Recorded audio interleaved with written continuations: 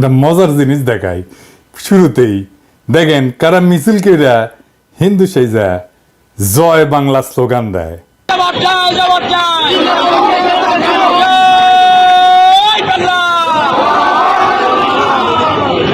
দেখেছেন স্লোগান দিয়ে আবার বুঝে ভুল হয়ে গেছে, তাই নিচে মুখ লুকায়। যাই হোক, রেকর্ড হিসাবে রাখলাম। আচ্ছা, এইবার দেখেন আলেম মৌলানারা কি বলতেছেন। হেফাজত নেতা আল্লামা জুনাইদ আল হাবিব সাহেব সবাইকে শান্ত থাকার জন্য নসিহত করতেছেন, সেটাও শোনেন। আমরা কোন উস্কানিতে সামনের দিকে অগ্রসর হব না, আমরা কোন উস্কানিতে পা দেব না, আমরা কোন ফাঁকা ফাঁদেও পা দেব না। আমাদের দেশ বাংলাদেশ, এই দেশকে সাম্প্রদায়িক সম্প্রীতি মুক্ত দেশ। যারা দুনিয়াব্যাপী প্রচার চালায় বাংলাদেশের মুসলমানেরা উগ্র, সাম্প্রদায়িক, দাঙ্গাবাজ, দেখেছেন সেই মুসলমান সম্প্রদায়ের ধর্মীয় নেতারা কেমন কইরা শান্ত থাকার আহ্বান জানাইতেছে। তবে আমার আজকের বিষয়টা ইসকন না, এই প্রসঙ্গে বইলে রাখলাম আর কি, চোখের সামনে আসলো তাই। আজকের বিষয় হইতেছে আমাদের মির্জা ফখরুল সাহেব। উনি তো কামান দাগিচ্ছেন। আসেন আমরা উনার কথা আগে শুনি। আমি কয়েকটা দিনে আমরা খুব উদ্বিগ্ন, ভয়াবহভাবে। আপনি চিন্তা করতে পারেন ধর্মকে কেন্দ্র করে কি উন্মাদনা শুরু হয়েছে বাংলাদেশে। আপনি চিন্তা করতে পারেন যে মুক্ত স্বাধীন মিডিয়ার জন্য, প্রেসের জন্য, সময় ভাবর জন্য আমরা এতদিন লড়াই করলাম, তারা অফিস পুড়িয়ে দিচ্ছে।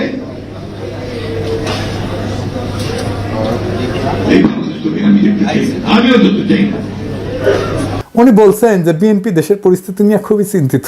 আচ্ছা, ভয়াবহভাবে উদ্বিগ্ন কেন? উনি বলছেন আপনারা চিন্তা করতে পারেন ধর্মকে কেন্দ্র কইরা কি উন্মাদনা শুরু হয়েছে বাংলাদেশে। আপনি চিন্তা করতে পারেন মুক্ত স্বাধীন মিডিয়ার জন্য, প্রেসের জন্য আমরা এতদিন লড়াই করলাম, তার অফিস পুরাই দিচ্ছে। তাই নাকি মির্জা ভাই? কুটি পুরানো হয়েছে। এই বাংলাদেশ তো দেখতে চাইনি, আমি অন্তত দেখতে চাই না। তাই নাকি মির্জা ভাই? পত্রিকা অফিস কই পুরানো হয়েছে? এই যে ধর্ম নিয়ে উন্মাদনা শুরু হয়েছে, কে করছে? কন না কেন? ইসকনের কথা বলেন না কেন? ইসকন যে একজন রে কুপায় মারছে তার কথা বলেন না কেন? ভাসুরের নাম মুখে নিতে লজ্জা লাগে। ওই যে চট্টগ্রামের আইনজীবী রে কুপায় মারলো, কোনো বিবৃতি দিচ্ছেন? দেন নাই। প্রথম আলো ডেইলি স্টার নিয়ে একেবারে দিওয়ানা হয়ে গেছেন। আপনি প্রধান রাজনৈতিক দলের নেতা, আপনি গেছেন চট্টগ্রামে, আমাদের নিহত ভাইয়ের জানাজায় গেছেন? যান নাই। তো পত্রিকা অফিস পুরানোর কথা দেখে আমি ভাবলাম যে আমি নিজে ভুল দেখছি কিনা, তাই একটা পোস্ট দিলাম ফেসবুকে, যে এটা প্রায় 12,000 লাইক পড়েছে। কেউ কইল না পত্রিকা অফিসে গত এক সপ্তাহ পুরানো হয়েছে। আপনাকে মির্জা ভাই আবেগ কাজ করেছে, প্রথম আলো যখন আসছে বিবেক কাজ করে নাই। আমাদের দানব হিসাবে উপস্থাপন করবেন। আপনার বন্ধু মতি আলু কয়া দিছে নাকি? নাকি আপনার দলের কেউ কইছে? নাকি আপনি নিজে দেখছেন? দেশের সবচেয়ে বড় দলের শীর্ষ নেতা আপনি, মুরব্বী মানুষ, আপনার মুখে কথাই রেফারেন্স। আপনি সতর্ক হইয়া কথা না বললে তো মুশকিল মির্জা ভাই। উনি এখানে থামেন নাই, আরো বলছেন দুর্ভাগ্য আমাদের কিছু সংখ্যক মানুষ, তারা নিজেদের অত্যন্ত জনপ্রিয়, সবচেয়ে দেশপ্রেমিক বলে মনে করেন। খোটাটা মনে রেখেন কি দিয়ে খোটা মারতেছে।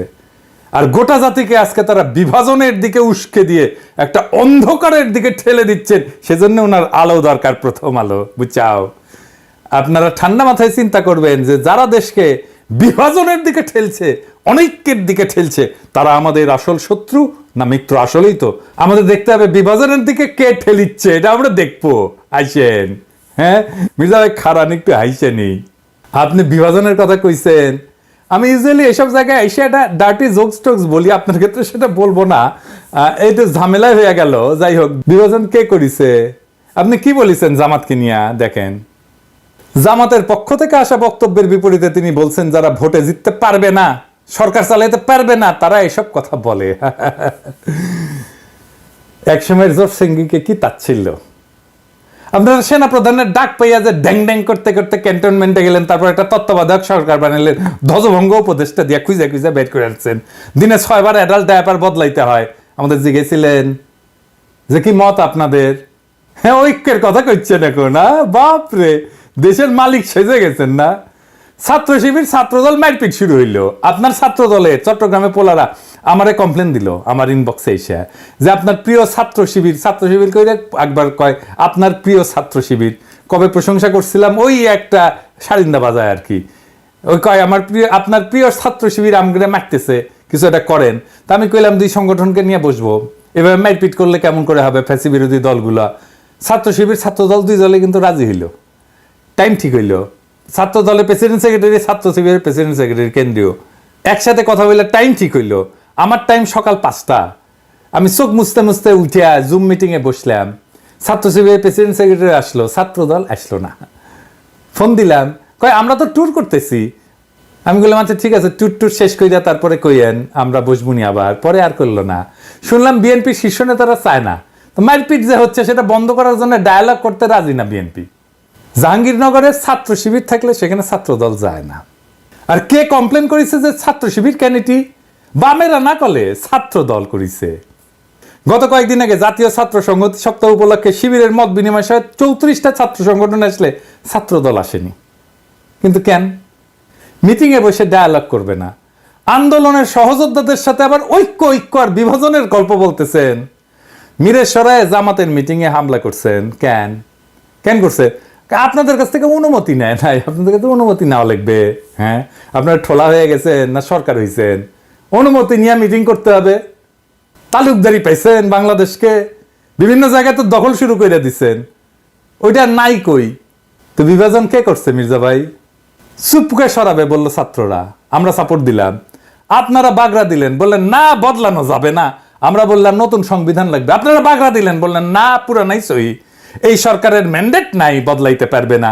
আমরা বললাম আওয়ামী লীগকে নিষিদ্ধ করতে হবে। আপনারা বললেন না না না না না না, আমরা নিষিদ্ধ করার কে, নিষিদ্ধ করবে জনগণ। তো আমরা কি জনগণ না? আমরা হরিদাস পাল? আমরা বললাম আওয়ামী লীগকে নির্বাচন আসতে দেওয়া যাবে না। আপনারা প্রফেসর ইউনূসকে যে কয়ে আসলেন না না না আওয়ামী লীগকে নির্বাচনে আনতে হবে, আসবে, নির্বাচন করবে। সারা দেশে একটা জাতীয় ঐক্যমত তৈরি হয়েছে ইসকন নিষিদ্ধের বিষয়ে। আপনি যা বলে আসলেন প্রফেসর ইউনূসকে, আপনারা চান না ইসকন নিষিদ্ধ হোক। আপনি বলতেছেন বিভাজন, অনৈক্য। আপনি শুরু করেন আগে অনৈক্য। আপনি ইন্ডিয়ারে খুশি করার জন্য আপনি আওয়ামী লীগের নির্বাচনে আনতেছেন, ইসকনকে নিষিদ্ধ করতেছেন না ইন্ডিয়াকে খুশি করার জন্য। আপনি কি ভাবছেন ইন্ডিয়া আপনাদের প্রচুর প্রেম দিবে? হ্যাঁ, জিয়া রহমানকে কে মারছে? ইন্ডিয়া। বিডিআর আর্মি অফিসারদের কে মারছে? ইন্ডিয়া। আপনাদের এত বছর ক্ষমতার বাইরে রাখছে কে? ইন্ডিয়া। আপনি কি জাতির সাথে মস্করা করতেছেন মির্জা ভাই? আমরা যেটাই বলি সেটাই না, বিভাজন তো আপনি করতেছেন। তার মানে হইতেছে ঐক্য মানে আপনার মত মাইনা নেওয়া, আপনার অনুগামী হওয়া, আপনার দাসত্ব করা, এটা আপনার কাছে ঐক্য। হাসিনা আমাদের বলতো উন্নয়ন বিরোধী, আর আপনারা ক্ষমতায় যাইতে না যাইতে নতুন টার্ম আবিষ্কার করেছেন ঐক্য বিরোধী। বাহ, খুব মসৎকার। ঐক্য মানে কি জি হুজুর করা আপনার সব কথায়? আমরা কি আপনার দলের কর্মী যে থাপ্পড় দিবেন সবার সামনে আর আমরা বলবো আহা কর্তা আমাকে থাপ্পড় মারিছে, দেখিস আমাকে কত আদর করে, বাপের মতো শাসন করে? এটা কমো? আপনি কি আসলে প্রকাশ্যে কাউরে থাপ্পড় মারতে পারেন? না, পারেন না। কোন এথিক্যাল মডার্ন স্ট্যান্ডার্ডে আপনি পারেন না। আপনারা গান্ধী বইলা ট্রল করতো পাবলিকে, জানেন কিনা জানি না। আপনি থাপ্পড় মাইরা সে ট্রল করা বন্ধ করে দিলেন। আপনি দেশের ঐক্যের কথা বাদই দেন, আপনি দলের ভিতরে ঐক্য রাখতে পারছেন? আসেন দেখি। হাসিনা পলানোর পরে আপনার দলের অন্তর্কোন্দলে 19 জন নিহত হয়েছে, আহত হয়েছে 556 জন। আমি গুনছি। এডিটর সাহেব দেখান, একটার পর একটা নিউজ দেখান এডিটর সাহেব কতজন নিহত হয়েছে, যোগ কইরা দেখান। মির্জা ভাই আপনার নিজ দলের লোক তার সহযোদ্ধারে মারছে, প্রত্যেক 5 দিনে একজন মারা গেছে, প্রত্যেক দিন গড়ে 5 জনের বেশি আহত হয়েছে। আপনার নিজ দলের ঐক্য নয়, আপনি দেশের ঐক্য কেমনে কায়েম করবেন? আমাদের অনেকের জন্য দোষ দিতেছেন। আপনার ঐক্য নিয়ে কথা বলার কোনো বিন্দু মাত্র নৈতিক অধিকার আছে? আপনি আওয়ামী লীগকে নির্বাচন করাবেন, চুপ্পুকে রাখবেন, হাসিনার সংবিধান রাখবেন, ইসকনকে রাখবেন, ডেইলি স্টার, প্রথম আলোর মতো ভারতের 1 নাম্বার অ্যাসেট বাঁচাইবেন, তার পক্ষ হয়ে আমাদের উপরে ঝাঁপায় পড়বেন, তারপর আবার বলবেন ঐক্য চাই না। তার মানে আমাদের কোনো রাজনীতি থাকবে না, আমাদের আপনার রাজনীতি করতে হবে। শেখ মুজিব যেমন পাহাড়ে যায় বলছিল তোরা সবাই বাঙালি হয়ে যা, আমাদের কি সবাই বিএনপি বানাবেন আপনি? আমরা তো বিএনপি করবো না। রাজশাহীর যখন পলিটিক্স করতাম, ছাত্র রাজনীতি করতাম, তখন ছাত্র দলের এক নেতা হয়ে কইছিল যে আমরা বিএনপি করি গল্লিক খাই, গল্লিক হ্যাঁ, তা আমরা তো গল্লিক খাবো না। আর গল্লিক না খাইলে আপনি কইবেন ঐক্য নষ্ট করতেছি। হাসিনার চাইতে কোন ক্ষেত্রে ভালো আপনি? আমাদের দেশপ্রেম নিয়ে খোটা দেন মির্জা ভাই। হ্যাঁ, পিনাকি ভট্টাচার্যের কোনো দেশ নাই, সে রাষ্ট্রহীন রিফিউজি। সারা দুনিয়া আমার দেশ, আমার আলগা কোনো দেশপ্রেম নাই। আমার মাতৃভূমি, মানুষের প্রতি কর্তব্য আছে, সেই কর্তব্য পালন করি। আপনারা মন্ত্রী হবেন, সরকার বানাবেন, আমরা যেই জায়গায় ছিলাম সেখানেই থাকব। আর আমরা যদি আপনাদের মতো ক্ষমতার কাঙ্গাল হইতাম, তাইলে আপনাদের লাঠিঝাঁটা খায়া হইলেও আপনাদের সাথে এখনো ঘষ্টাঘষ্টি করতাম। আপনারা ক্ষমতার অলিন্দে উঠতে যাইতেছেন, এমন মাহেন্দ্রক্ষণে আপনাদের সাথে সম্পর্ক নষ্ট করতাম না। এই বান্দা মানুষের পক্ষে থাকবে, এই বান্দা ক্ষমতার স্তূপে না। আপনারা আপনাদের ঐতিহ্য ধরে রাখছেন। 1975-এর 15ই আগস্টের নায়কদের ওন করেন নাই, তাদেরকে ফাঁসিতে যাইতে দিচ্ছেন, ছায়া ছায়া দেখছেন। দীর্ঘদিনের জোট সঙ্গী ইসলামী দল জামাতের হাত ছেড়ে দিচ্ছেন। 2013-র 5ই মে আপনাদের কথা ছিল না আপনারা মাঠে নামবেন, আলেমরা আপনাদের ভরসায় আইসা বেঘরে মারা গেল, কোনোদিন সরি বলছেন? আমাদের পিঠে ছুরি মারবেন, এটা নতুন কি? হ্যাঁ, আমরা কেউই নিজেদের জনপ্রিয় বলে মনে করি না। আমরা জনতার কণ্ঠস্বর, যে কণ্ঠস্বর আপনারা শুনতে চান না সেই কণ্ঠস্বর। জনতার নেতা বানায়, জনপ্রিয়তা জনতার কাছ থেকে আসে। যারা তার কাছাকাছি তারাই জনপ্রিয় হয়, তাদেরকেই পছন্দ করে, তাদেরকেই ভালোবাসে। আপনাদের তো আমাদের দরকার নাই। আমরা তো ক্যানন ফোডার জানেন তো, খরচাযোগ্য। মানে জানেন ক্যানন ফোডার এই শব্দটার মানে? এটা একটা সামরিক পরিভাষা। এটা খুব অল্প ট্রেনিং পাওয়া সৈন্যদের ক্ষেত্রে বোঝানোর জন্য ব্যবহার করা হয়, যারা যুদ্ধে শত্রুর কামানের গোলার আঘাতে প্রথম সারিতে মারা যাওয়ার জন্য তাদেরকে পাঠানো হয়, মানে কামানের খাদ্য আর কি। এইটা সাধারণত সেই সৈন্যদের জন্য বলা হয় যারা সংখ্যায় বেশি, কম প্রশিক্ষিত বা কম গুরুত্বপূর্ণ। তাদেরকে কৌশলগতভাবে শত্রু আক্রমণ ঠেকানোর জন্য মূল বাহিনীকে সুরক্ষিত রাখতে ব্যবহার করা হয়। মূল বাহিনীর সামনে ক্যানন ফোডাররা থাকে, এবং আধুনিক সময়ে ক্যানন ফোডার শব্দটার উপকর্থে ব্যবহার করা হয়, যেখানে এমন লোকদেরকে বোঝায় যাদের সহজে খরচাযোগ্য মনে করা হয়। কোনো উচ্চতর লক্ষ্য অর্জনের জন্য তাদেরকে ব্যবহার করা হয়। তাদের জীবন বা মূল্যকে যথেষ্ট গুরুত্ব দেওয়া হয় না। যেমন আপনাদের আন্দোলন সংগ্রামে রক্ত দেওয়ার সময় মাদ্রাসার ছাত্রদের লাগে, গরিব মানুষদের লাগে, গরিব মানুষের পোলাদের লাগে। তারপরে যে ক্ষমতায় বসেন আপনারা এলিটেরা, ওরা ক্যানন ফোডার, আপনার ক্ষমতায় যাওয়ার সিঁড়ি। আপনাদের প্রথম আলো আছে, ডেইলি স্টার আছে, মোদির ভারত আছে, বাইডেনের আমেরিকা আছে। আমরা কোন হরিদাস পাল? আমরা সেই প্রথম সারির সৈনিক। আমরা নির্বাসনে থাকব, আমরা মইরা গিয়া আপনার ক্ষমতায় যাওয়ার সিঁড়ি তৈরি করে দিব, রাত নাই দিন নাই অ্যাক্টিভিজম করব। তারপরে আমাদেরকে পিঠে ছুরি মেয়েরা আপনারা তার উপর দিয়ে যে সিংহাসনে বসবেন। আপনাদের লজ্জা হইল না নওয়াবের আমন্ত্রণে যে লড়াইয়ের সাথীদের বিরুদ্ধে কথা বলতে? নওয়াব মানে সংবাদপত্র মালিকদের সংগঠন, এর প্রেসিডেন্টকে জানেন? সেই দুর্বৃত্ত ব্যবসায়ী একে আজাদ। এডিটর সাহেব দেখান তার ভিডিও। প্রথমত আমি তোমাকে চাই, শেষ পর্যন্ত তোমাকে চাই, আবার দেখান। মাননীয় প্রধানমন্ত্রী, আমরা উন্নয়নশীল দেশ থেকে মধ্যম আয়ের দেশে উন্নীত হতে যাচ্ছি। অনেক অসম্ভব আপনি সম্ভব করেছেন। ব্যবসায়ীরা নিরাপদে ব্যবসা করতে পারছেন। আপনি রাজনীতিক স্থিতিশীলতা এনেছেন। স্থিতিশীলতাই সমৃদ্ধি ও শান্তি আনে। এই জন্যই বলি শেখ হাসিনার সরকার বারবার দরকার। তাই শিল্পী কবির সুমনের জনপ্রিয় গানের ভাষায় বলতে চাই, প্রথমত আমি তোমাকে চাই, শেষ পর্যন্ত আমি তোমাকে চাই, ভীষণ অসম্ভবও তোমাকে চাই। জয় বাংলা, জয় বঙ্গবন্ধু। এর আমন্ত্রণে যে এক কথা বলে রাজনৈতিক দলের লোকেরা। নওয়াবের মিটিংয়ে তো আপনাদের যা প্রশ্ন করা উচিত ছিল যে ফ্যাসিবাদের সময় অধিকাংশ গণমাধ্যম মালিক খুনি হাসিনা সরকারের পক্ষ নিছে, এই বিষয়ে নওয়াবের বক্তব্য কি? আপনাদের তো প্রশ্ন করা উচিত ছিল হাসিনার দুঃশাসনে বন্ধ করে দেওয়া পত্র পত্রিকা টেলিভিশন চ্যানেলগুলোর ক্ষেত্রে তখন নওয়াবের ভূমিকা কি ছিল? আমার দেশ বন্ধ হয় নাই? সংগ্রামের সম্পাদককে তার অফিস থেকে টাইনে নিয়ে আসে মাইরা পুলিশে দিয়ে দেওয়া হয় নাই? কেন তারা এ নিয়ে প্রতিবাদ করে নাই? সেই নীরবতা ফ্যাসিস্ট সরকারকে সমর্থন জানানো না? দিগন্ত টেলিভিশন বন্ধ হয় নাই?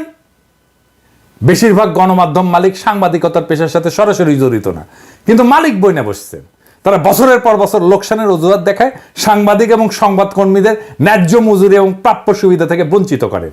তাহলে কোন স্বার্থে তারা কোটি কোটি টাকা লোকসানের পরেও গণমাধ্যমে বিনিয়োগ করতেই থাকেন? দেশের মানুষ এই রহস্যের উত্তর জানতে চায়। প্রথম আলো, ডেইলি স্টার স্বাধীন সাংবাদিকতা করে? আসেন আমরা ঠিক এই নোয়াবের এই প্রোগ্রামের নিউজটা দেখি, সেটাই পর্যালোচনা করি।